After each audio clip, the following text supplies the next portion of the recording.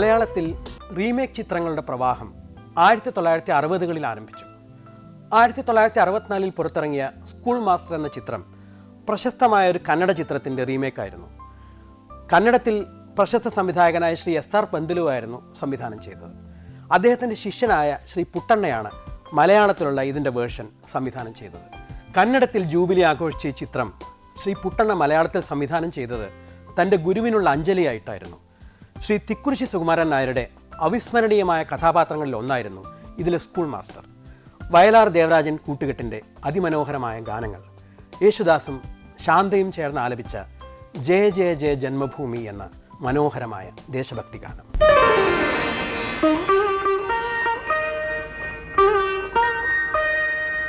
Jaya Jaya Jaya Janmabhumi, Jaya Jaya Jaya Bharathabhoomi, Jaya Jaya Jaya Janmabhumi, Jaya Jaya Jaya Bharathabhoomi.